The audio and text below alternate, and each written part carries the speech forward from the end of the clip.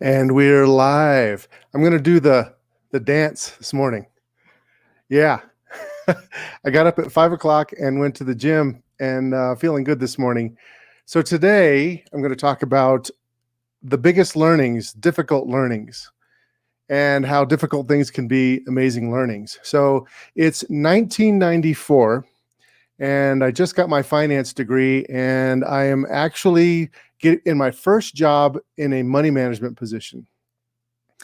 So I was indoctrinated in what's called fundamental analysis, looking at companies and stocks based on their fundamentals, their sales, their earnings, their cash flow, their dividends, what kind of growth they could have, their competitors, all of those things. So very rigorous approach to investing. So I don't know, you're probably familiar with Warren Buffett, just real value oriented investing. So I got started off in that type of money management at a pretty young age, and I was big into it. So in 1994, that was working very, very well. And then a very interesting thing happened. The market started going up and up and up and up. And by every single metric you could possibly think of, the markets were overvalued. So I was in a position where it's like everything is supposed to be sold right now. And the market was shunning all the value stocks, great companies. The market was just shunning them, and they were buying fast growing companies that had new products and services in the internet. And then all of these companies had zero earnings. You might remember this was leading up to the dot-com bubble. So we had a massive period of time where the value companies were just getting really nailed and going down, and all these non-earning companies with lots of sales, or even some of them didn't even have sales, they were skyrocketing. There was a tremendous amount of speculation. I remember people coming to my office. I had people with all different types of jobs saying, yeah, I'm thinking about quitting my job. And there was a television ads about a guy who was a truck driver who's going to buy an island. I mean, it was some crazy stuff, not very dissimilar to some of the stuff that we're seeing today. And Berkshire Hathaway, which is run by Warren Buffett, it was going down, and it lost like almost 50% of its value during this period of time. Made no sense, and we had this massive run up. Well, the money management company that I worked for at that time, we were literally losing clients to I won't name names of funds, but funds that were just buying stocks based on eyeballs and metrics that made no sense. And the market went way past beyond everybody's belief. What's interesting is that market, as you know, we know the history now, it just cracked and went down a tremendous amount, and we never saw a recovery in the broad indexes for 11 years. I don't think people realize that. It took 11 years from the March, April highs in 2000 to be recovered. So it was very interesting, but I learned a lesson of, I got my CFA right at the peak in the market. It's interesting. I got my charter for my chartered financial analyst right at the peak of the market.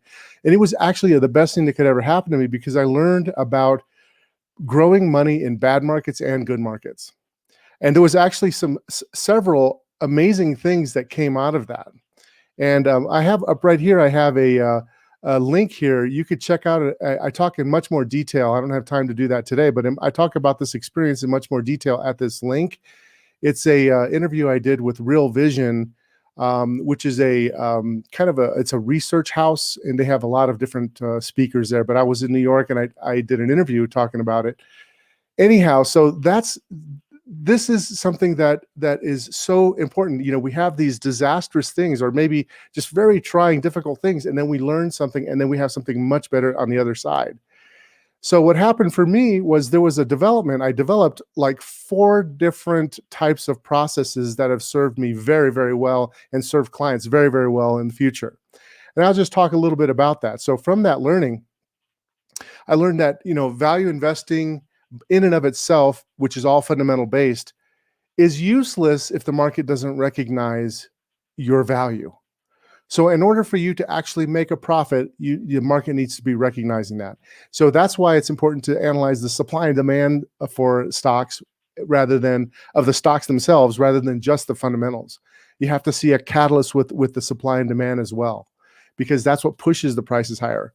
The other thing I learned is that buy and hold indexing goes in cycles. So Right now everybody's talking about, hey, just buy these index funds. It outperforms all the most managers. You'll do better buying the indexes.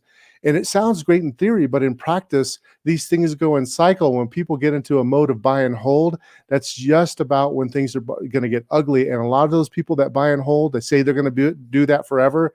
I guarantee you they will not do it forever. As soon as those indexes start losing 25, 35, 45, 50, 60, 80% of their value, the NASDAQ lost over 80% of its value during that period of time. They don't hold on to those indexes and they wind up not doing well. So there's right now the volume in indexing is very, very high. So I learned that buy and hold indexing sounds great in theory, but it doesn't really work very well for a lot of people in practice. And then I also learned that losing clients to growth funds is going to happen if you don't participate in the trends. You must participate in the trends. So you can't being dogmatic about value or growth does not serve investors well. It's better to be looking at what's happening in the market themselves, have a thesis, and use a whole different approach. So I developed this whole protocol, this whole way of thinking about it from the lessons that I learned, that markets can be more rational than you think, that you have to follow the trends and manage your risk. The market only recognizes your value if there's a thesis that's where the market's recognizing it, and that's when you make money. The public will chase things in a frenzy and they will bail out in a panic, and individual investors will not admit their mistakes. It's just too hard. So what I've learned is how to deal with those things, and I have some protocols. The first one I developed was the QVT model. You may have heard me talk about this before, but it's this idea that looking at stocks in 3 different dimensions is a good overall way to look at the world. One is quality, which has to do with what is the ability or predictability of the cash flows of the company and its kind of staying power, their balance sheet. The other is the valuation. How much are you paying for the assets and earnings of that company and its growth? And then the technicals. What is the supply and demand for the shares themselves? And if you put those 3 dimensions, you can always be getting closer to being on the right side of what's happening in the economy. The other thing I developed that really is helpful is this concept. I developed this thing called the ADP criteria. And this really applies a lot till today, because today we're in a situation where there's so much change happening because of technology that you really cannot be in a situation where you're owning a lot of old economy stocks. So the ADP criteria talks about how a company must adapt, and they need to be able to go be part of the future, not part of the past.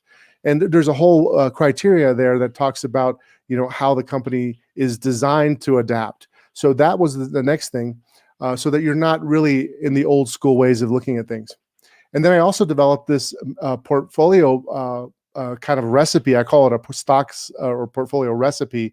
And it's kind of a little bit long, but it's 3C plus 3P plus SA, which basically means that we need to look at their customers, their costs, their competitive advantage, what is their position in the market? Do they have a lot of cash, et cetera, et cetera? And then there's also an element there in how to trade it, which is cutting your losers quick and scaling into your winners and holding them as long as you can. So this concept of asymmetry and being systematic and methodical about it, that has really served me and my investors well over the years, and it's helped us navigate a lot of ups and downs. So that's really good. And then the other thing, in order to keep people on board, I developed a 7-step planning process that keeps people centered and improves their results. And I talk about it in my book, but basically it's identifying, prioritizing objectives, looking at their current situation, taking that information and saying, okay, goal grading, making sure you get your goals understood and prioritized, and then doing scenario analysis and figuring out what the best solutions are, and then developing an investment policy statement, and then implementing it, and then monitoring on an ongoing basis, depending on market conditions, your personal situation. And that whole 7-step planning process is the meat and potatoes of being successful as an investor and enjoying your life. So out of that, these really rough lessons that I learned a long time ago, it turned into a positive win. And I think that's one of the big things that really kind of my message today is the difficulty. You have to embrace the difficulty and look at the ways that you can transform that experience into something new and positive that's going to serve you, your family, and those around you going forward. So if you like this kind of information, by the way, like and share this information out, comment. Here's my coffee, freshly brewed. We've got this new coffee maker that my brother-in-law makes some killer coffee, by the way. He's got this really nice machine, and I was inspired to get one that's similar, not quite as good as his, but pretty good. And but anyhow, like and subscribe. This is streamed, by the way, at 8 a.m. on YouTube and on Facebook. On our website on WealthNet Investments or wealthnetinvest.com, we put out some announcements, and we'll give you a little bit of a heads up about what the topic is. So we're going to have guests on as well. So if there's anybody that you want to speak and have a discussion with live, let me know. And also be sure to comment while you're watching, because I can see these things and I can put them up. Like, for example, what are your biggest learnings? These are some comments I posted up that you could see. And that way we can go and have a discussion. And as we get the word out about this, share this, then we can have more people have these discussions, and we'll have some fun along the way as well. I hope you're having a great day. Talk to you later. Bye.